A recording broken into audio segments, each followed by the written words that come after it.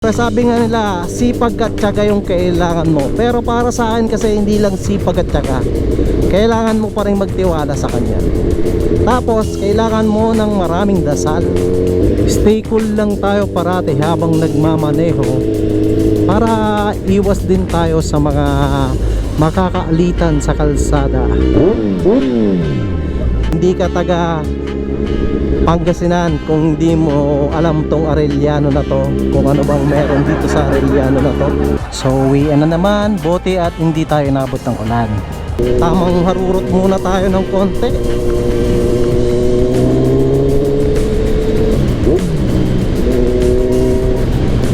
Alright.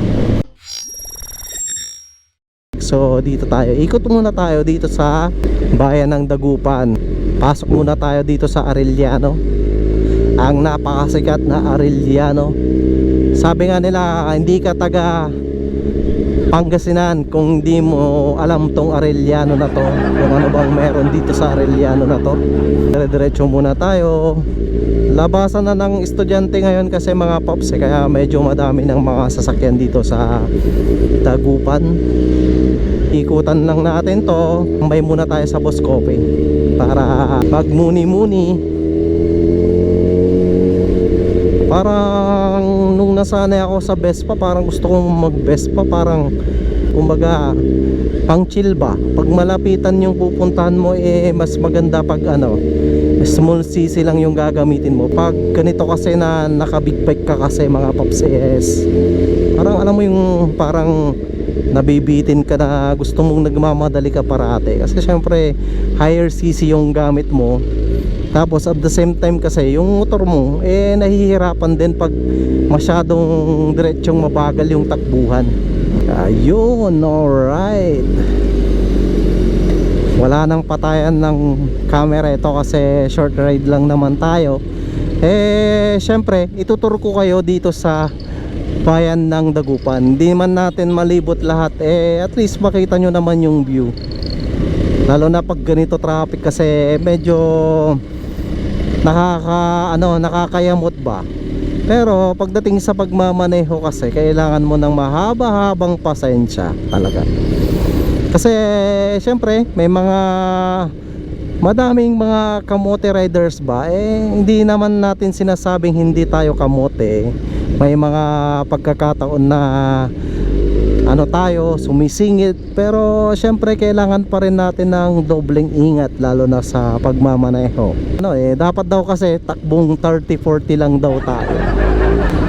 Maganda pala pag nagmumotor ka na may camera dito sa harapan mo, nginingiti-ngitian ka ng mga tao. Legit ba na motovlogger pag mayroon kang camera sa yung helmet? Ito kasi mahirap dikitan kasi itong mga malalaking truck kasi mga pops, kasi marami itong mga blind spot. Di ka pwedeng mag-stay dyan sa may likuran nila kasi blind spot kasi yan. Di ka nila masisilip dyan. So dire-diretso tayo going to downtown.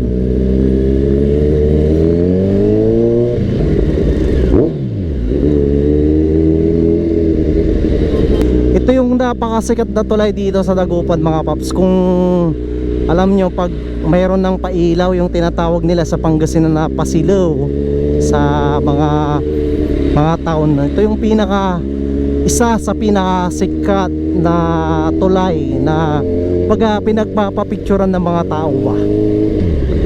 Kasi tingnan mo naman yung ganda ng Dagupan City.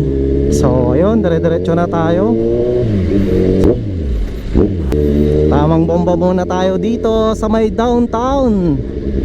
Alright. Ito yung isang city dito sa Pangasinan mga paps na napakadaming tao. Kasi parang itong Dagupan kasi parang sentro to So pag tagalinggain ka kasi mga paps, pwede kang pumunta dito sa Dagupan. So ayun, dire-diretso muna tayo papuntang Boss Coffee. Napakahirap talagang magsalita ng nagdadrive, lalo na siguro pag big bike yung gamit mo kasi syempre hindi naman kasi basta-basta yung bigat ng motor namin na maneho mo. Tapos 1000cc pa. Kaya habang nagmumotor ka ay nagsasalita ka ng nagsasalita.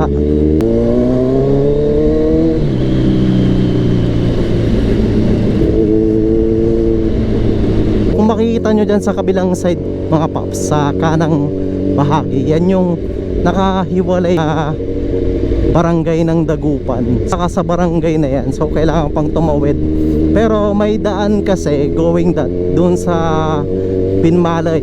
Pero yung Binmalay kasi medyo malayo. Tapos syempre kailangan may sasakyan ka, may motor ka or tricycle para makapunta ka doon kasi napakalayo nga.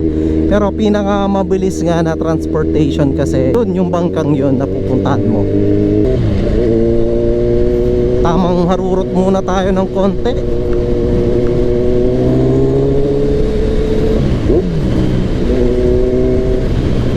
Alright.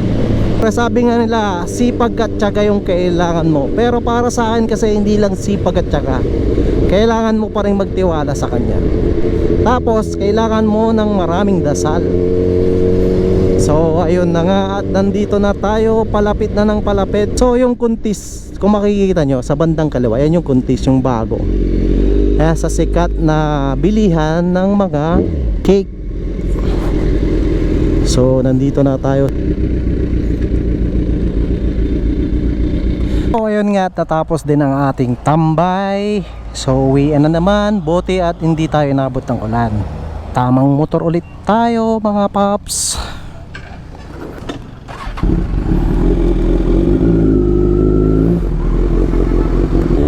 Siyempre dahil pauwi na tayo, tamang hataw muna.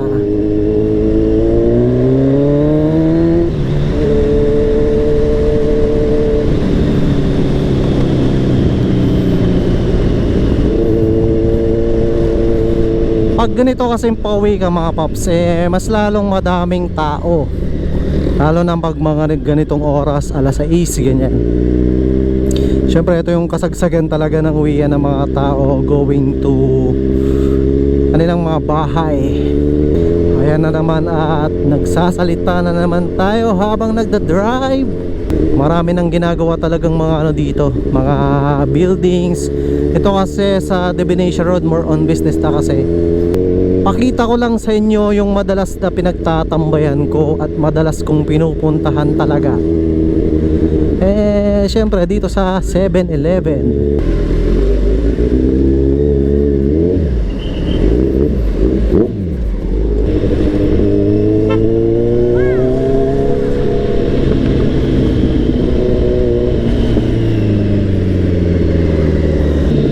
So tamang singit lang tayo dito sa atin. Kagandahan kasi ng nakamotor ka mga paps, nakakasingit-singit ka sa mga daan-daan. Pero syempre dobling ingat din, kagaya niyan, biglang pa-placer, tapos biglang kakanan. Syempre kailangan mo din ng dobling ingat, tsaka alertness sa pagmamaneho. Stay cool lang tayo parati habang nagmamaneho para iwas din tayo sa mga makakaalitan sa kalsada. Ayun, dire-diretso lang tayo pauwi ng Nagilayan Binmalay, kung saan maraming kalaskas. Itong Nagilayan Binmalay nga tinatawag nilang Daang Kalaskusan. So pag may tinatawag na Daang Kalikasan, syempre may Daang Kalaskusan sa nagpapaaksaya ng gasolina natin, yung mga nagre-request ng bomba talaga. Right side natin is dito pala yung Gayaman. So ito yung bagong shell nila dito sa Gayaman. Pwede tayong magtambay dyan, no, mga tropa. Maluwag yung parking. Itong bahay kasi namin, pag galing ka ng Dagupan or pupunta ka ng Dagupan, pag hindi traffic, nasa 5 minutes lang yan syempre pag nakamotor tayo, tapos pwede kang sumingit-singit kasi pag nakamotor ka. So yun yung kagandahan. Nakalimutan kong ilak yung helmet ko. So ayun, pag nagdadrive tayo, syempre kailangan naka-helmet tayo. At the same time, syempre wag natin kalimutan ilak.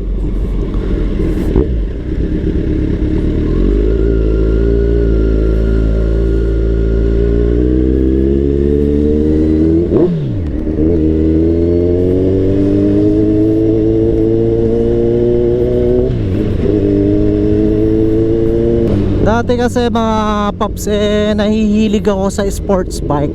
Baga yung tindigan tapos yung riding position mo napakagwapo talaga tingnan. Nung nagkaroon na ako ng sports bike, tapos syempre tinitingnan ko yung tsura ko na naka sports bike, parang naiipit yung tiyan ko. So parang di katagalan mas gusto ko na yung ganitong position ng driving na mas pogi ako pag ganito, yung hindi naiipit yung tiyan. Lot for sale dito sa Nagilayan. Madami lang tayong pera, no?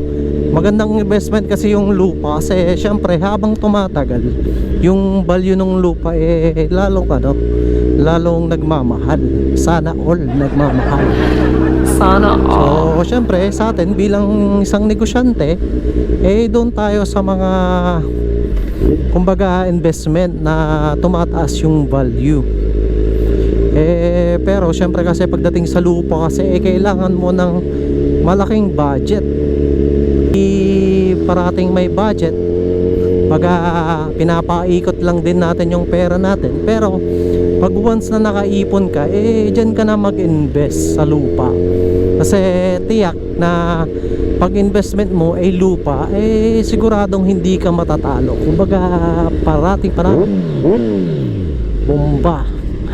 Dyan nauubos ang ating gasolina sa bomba na yan